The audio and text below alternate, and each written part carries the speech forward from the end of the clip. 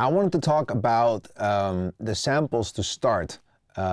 Sometimes when you have an idea, you want to just get around quickly, have a quick start, because it's all about the idea, right? It's not about the final result just yet. So what I do is I have this piece of software called Splice, which you can get online. And it's a really nice tool to get to your favorite samples or to a working sample for you really fast and really easy.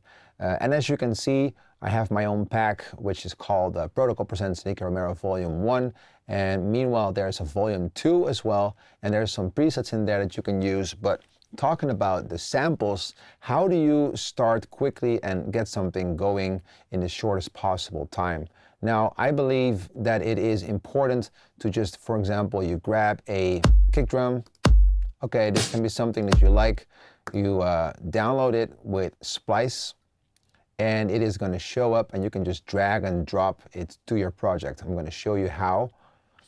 And this way, you can get a sample really quickly, drag it in and without having too much issues and trouble, or drag and drop, or all these kind of things that can go wrong in the Mac itself or Finder. You have a perfect start for your new song. So I'm just going to show you guys how that works. I'm going to select a couple of different samples just to get something up and running real quick to get a vibe. For example, this is a clap that works. Oh, again, I have to use a credit to download it, even though it's my own pack. I just want to show you guys how it works. I'm going to drag it in here at the drums part, and I'm going to just for now, I'm just going to make a quick loop. So we have a nice clap going on over our own kick drum. Set the levels.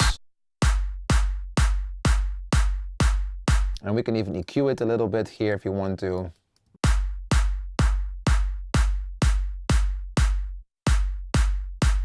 Just to your own preference. And the nice thing to know about dragging audio in, and I'm going to do it right now because otherwise I'll forget it. The first thing I do is I go to the fade in section of the region in Logic, and I make a little fade in, even though it's just 2 or 3, because it takes away the first transient that is going to interfere with the transient of your kick drum. Now you have to do this to your personal preference, and it also depends per instrument, per instrument and per sound, how you want to adjust it. But in this case, for a clap which is quite aggressive on the transient, you kind of want to adjust it to at least 5 or 6, just to make sure that it leaves enough space for the transient of the kick. And it's going to sound like this. And you might think like, oh, nothing changed, but if I unmute the solo of the kick drum, or actually if I take away the solo of the kick drum and solo the clap only, I'll do it to an extreme. You'll hear what happens. The transient kind of disappears. And there's multiple ways to do this, but the fade-in option here is a really nice and easy way to get you going with your instrument. So, dragging in some samples right here. That is a clap. Let's open. What do we have else going on here?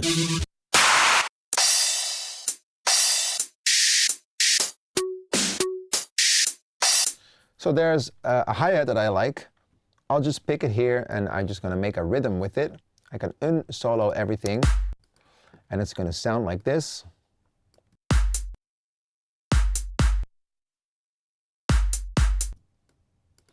And there's, again, multiple ways to do this. You can use a sampler, you can use a plugin, but for me, I just like to use and manually place my instruments so I know the timing is right. So you can change, and you can make your own rhythm with it. You can double it up, or you can even make it shorter and add another stack, and it's going to sound like this. So again, this is just depending on the track that you're making and the vibe that you want to go for. Opening up my Splice pack again, I'm going to find some extra instruments.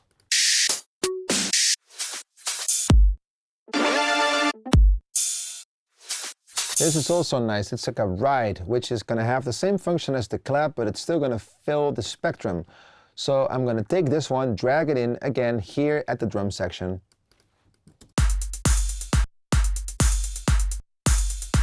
I'm going to shorten the sample a little bit, otherwise I cannot copy it as easily. And so I do that here. I have to change it a little bit, a little longer. Make a little bit of a fade in and a fade out. And the fade out is important to this sample, so it does not start, or actually the tail of this audio clip is not going over the transient of the next one. So I think this is going to sound right.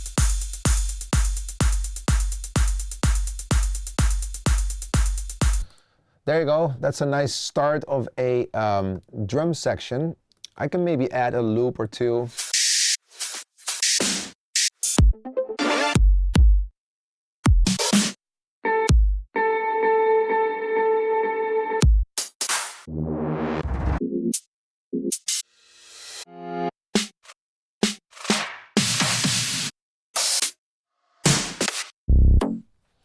I'm just gonna look for something and see if I can find it.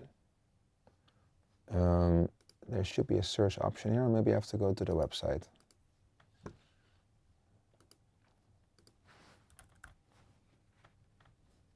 There we go.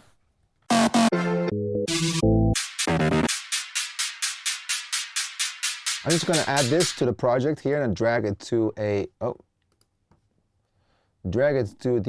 actual project. As you can see here, it's called noise, which to me still is drums, but you can also add it to effects and see if that is the right tempo, because that is important as well. Which is not, because it is 128, and as you can see in our project it is 126. So this is really gonna go out of sync. So I'm gonna have to stretch this little sample here to make sure that it fits in the project. And I do that by holding Option and Shift. There we go, much better. And there's another way of doing this. If you're going, at the beginning of the course, I told you guys in project settings, you can change it how audio behaves when you import it. So let's have a look at that. We're going to the audio tab of project settings, or actually to smart tempo. There we go. Import the audio files to, and you can put this to on, and it will ask you how to deal with that piece of audio. Or you just put it to align bars and beats and it will do it for you. I like to keep it off because I want to have manual control over what's happening, and the way with Option and Shift is going to work for you as well. So